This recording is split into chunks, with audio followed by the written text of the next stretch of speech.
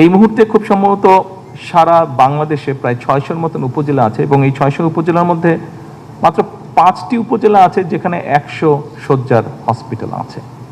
আমাদের দেশে প্রায় 70% বেশি মানুষ কিন্তু গ্রাম অঞ্চলগুলোতে বাস করে। 25 থেকে 30% মানুষ শহরাঞ্চল, অধিকাংশ মানুষ 70%-এর বেশি মানুষ গ্রাম অঞ্চলগুলোতে বাস করে, যে উপজেলা পর্যায়ে হোক গ্রাম পর্যায়ে হোক বাস করে।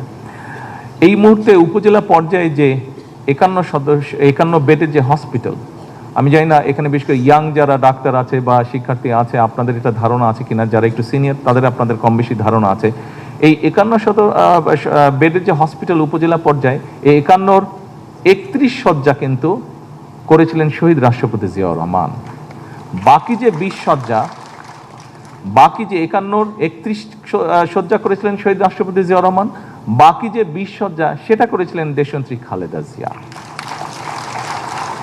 এইবার বিএনপি সরকার এই 51 থেকে বাড়িয়ে এটাকে 101 বেডে নিয়ে যেতে চাইছি আমরা।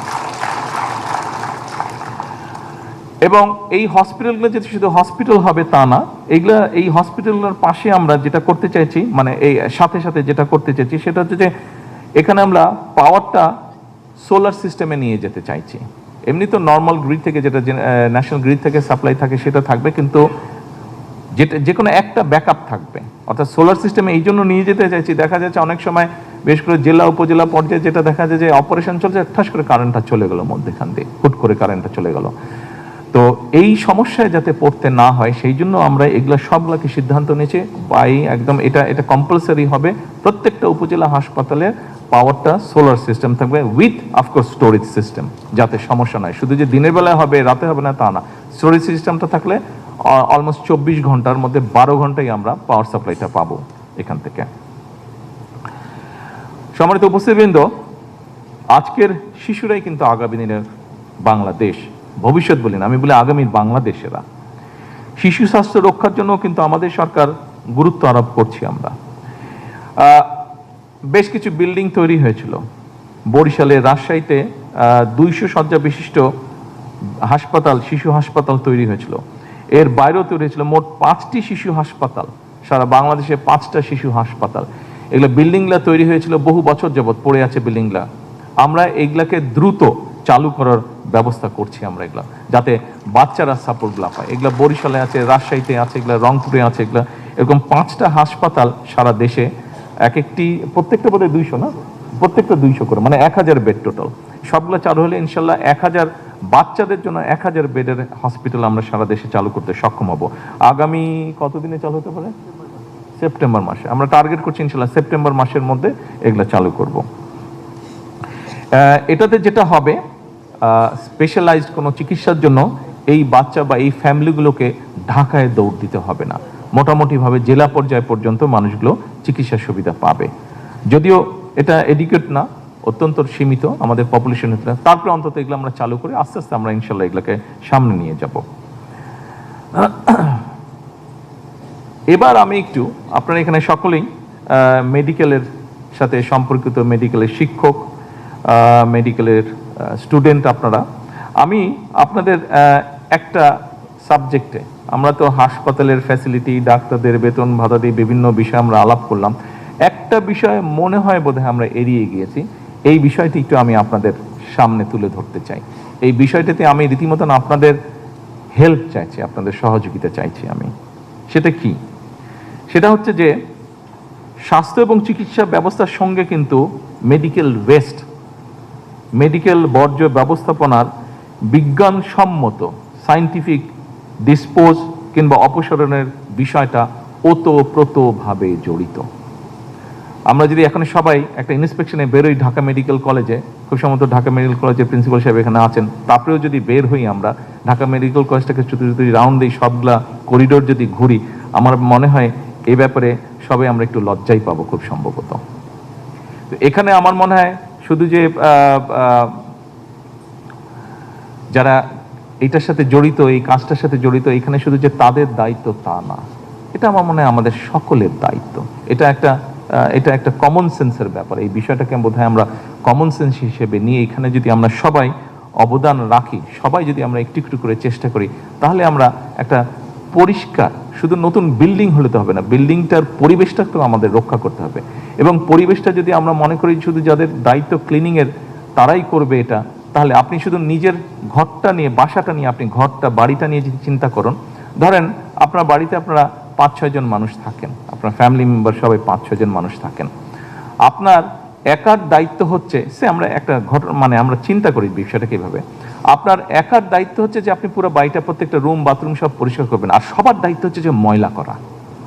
জাস্ট এইভাবে আপনি বিষয়টা চিন্তা করুন, সবার একমাত্র দায়িত্ব হচ্ছে প্রত্যেকটা ঘর বাথরুম তারা ময়লা করবে, অগুছালো করবে, আর আপনার দায়িত্ব হচ্ছে আপনি পরিষ্কার করবেন। বলেন তো আপনার কেমন লাগবে? আর ইজ ইট পসিবল হিউম্যানলি 5-7 জন মানুষ মিলে ময়লা করবে, একজন মানুষ মিলে সারাদিন শুধু পরিষ্কার করবে? এটা সম্ভব? তো ঠিক হসপিটালের বিষয়টা এরকম। এখানে ডাক্তার বলুন, নার্স বলুন, আপনারা যারা শিক্ষার্থী আছেন তারা বলুন, আমার মনে হয় এই বিষয়টা সবাই যদি আমরা সচেতন হই, এই বিষয়টা বোধহয় আমরা পরিবর্তন করতে সক্ষম হব। কিছুদিন আগে নিশ্চয়ই আপনাদের মনে আছে, এই যে ফুটবল কাপে, এই যে ওয়ার্ল্ড কাপে ফুটবলে জাপানের সাথে যাদের খেলা ছিল, খেলা শেষ হয়ে যাবে, জাপানের কারা জানি ছিল না, জাপানের কারা ছিল জানি, সরি ব্রাজিল, জাপান আর ব্রাজিল ছিল। তো স্বাভাবিকভাবে স্টেডিয়াম 2 ভাগ হয়ে বসছে, জাপানের দর্শক সাপোর্টাররা একদিকে বসছে, ব্রাজিলের একদিকে বসছে। খেলা শেষ হয়ে যাওয়ার পরে যে জিনিসটা কেউ করেনি, জাপানিজরা সেই জিনিসটা করেছে। কি হয়েছে, তারা যেখানে ছিল তারা স্বাভাবিক এতক্ষণ ধরে খেলা দেখছে, খাওয়া দাওয়া সবকিছু হচ্ছে, জাপানিজ দর্শকরা যাবার সময় প্রত্যেকে বিন ব্যাগ করে, গ্রুপে গ্রুপে বিন ব্যাগ করে সব ময়লাটা সাথে করে গুছিয়ে তারা নিয়ে চলে গিয়েছে। এই ঘটনাটি এইবার আপনারা হয়তো দেখেছেন, কিন্তু এই ঘটনা আমি আগেও দেখেছি, গতবারও আমি দেখেছি, বিভিন্ন জায়গায় দেখেছি, আমি নিজের চোখে দেখেছি একবার লন্ডনে, এটা নিজের চোখে দেখেছি। আমি একটা খেলা দেখতে গেছিলাম, সেখানে জাপানিজরা ছিল, আমেরিকান ফুটবল, জাপানিজ আর আমেরিকা খেলছিল ওখানে, সেখানে আমি দেখেছি ওটা খেলাটা জাপানিজরা সুন্দর পরিষ্কার। ওখানে তো জাপানিজ সরকার তো বলে দেয়নি তাদেরকে এই তোমাদেরকে এটা করতে হবে, ওখানে তো জাপানের পক্ষ থেকে কোনো সিটি কর্পোরেশনের কেউ ছিল না যে পরিষ্কার করতে হবে, তারা নিজেরাই করেছে। ওখানে তো কোনো তাদের মাথার উপর কোনো পুলিশ ছিল না, আইন ছিল না, কিছু ছিল না, নিজেদের সেন্স থেকে করেছে এটা। আমরা কেন পারবো না? আমাদের না পারার কি কারণ হতে পারে? 5টা কারণ কেউ বলতে পারবে না আমাদেরকে যে আমরা না পারার কি কারণ হতে পারে? ওদেরও 2টা হাত, আমাদেরও 2টা হাত, ওদেরও 2টা পা, আমাদেরও 2টা পা, ওরাও পচা গন্ধ পেলে নাক দিয়ে শুনে, আমরাও পচা গন্ধ পেলে নাক দিয়ে শুনে, ওরাও ময়লাটাকে ময়লা দেখছে, আমরাও ময়লাটাকে ময়লা দেখছে। একটা পার্থক্য আছে ওদের সাথে, ওদের এই সেন্সটা আছে, আমাদের হয়তো বা ওই সেন্সটা নেই। এই সেন্সটা আমাদেরকে গ্রো করতে হবে। এই সহযোগিতাটা আমি আপনাদের সকলের কাছে চাই। এখানে যারা উপরে স্টুডেন্টরা বসে আছেন, ডাক্তাররা বসে আছেন, ঘরে যারা বসে আছেন, প্রত্যেকের কাছে, আপনাদের কাছে এই সহযোগিতা যে আসুন না আমাদের হাসপাতালগুলোকে আমরা একটু ক্লিন রাখার চেষ্টা করি, একটু ক্লিন করি। আমরা একটি গুরুত্বপূর্ণ বিষয় আমরা আলোচনা করেছি যে এখানে আধুনিক গবেষণা, উন্নত চিকিৎসা প্রযুক্তি, আন্তর্জাতিক মানের প্রশিক্ষণ, উদ্ভাবনী গবেষণার পরিবেশ গড়ে তোলার জন্য কতগুলো পদক্ষেপ প্রয়োজন। আপনারা শুনেছেন এখানে আমাদের উভয় মিনিস্টারই ওনারা বলেছেন, এখানে হেলথ অ্যাডভাইজার যে আছে ডক্টর জিয়া, উনিও বলেছেন যে এ ব্যাপারে অলরেডি আমরা উদ্যোগ গ্রহণ করেছি। তবে স্বাভাবিক এই রিসার্চের বিষয়গুলো, এগুলো একটা সময় সাপেক্ষ বিষয়, সময় লাগবে আমাদের, কিন্তু যেহেতু আমরা উদ্যোগ গ্রহণ করেছি, আমি দৃঢ়ভাবে বিশ্বাস করি ইনশাল্লাহ আমরা আস্তে আস্তে ধীরে ধীরে এখানে ভালো রেজাল্ট পাবো, আমাদের প্রত্যাশিত রেজাল্ট আমরা পাবো। পরিশেষে আমি একটা এখানে কথা বলতে চাই। দেখুন,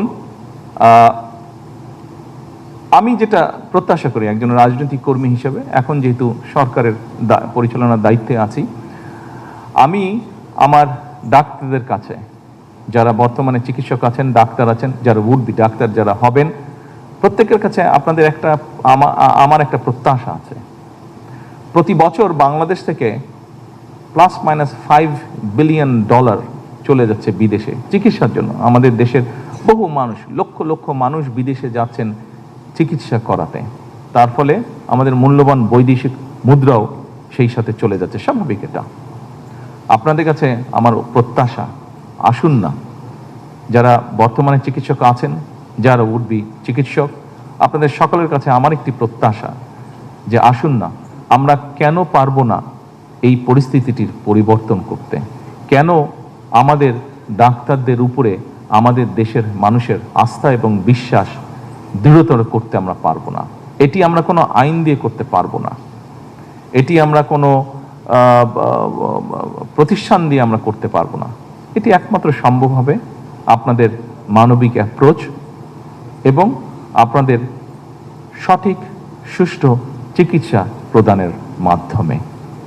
সম্মানিত চিকিৎসকবৃন্দ, সকল উপস্থিতিবৃন্দ, বিশেষ করে যারা চিকিৎসার সাথে জড়িত আছেন, আজকের এই অনুষ্ঠানে 81তম প্রতিষ্ঠা বার্ষিকী উপলক্ষে শুধু ডিএমসি না, বাংলাদেশের প্রত্যেকটি হসপিটাল বা প্রত্যেকটি মেডিকেল কলেজের যারা চিকিৎসক আছেন, যারা শিক্ষার্থী আছেন, আপনাদের সকলের কাছে এই পরিবর্তনটির, অর্থাৎ দেশের মানুষ আমার দেশের চিকিৎসকদের উপরে সম্পূর্ণ আস্থা এবং বিশ্বাস রাখবে ইনশাল্লাহ ভবিষ্যতে।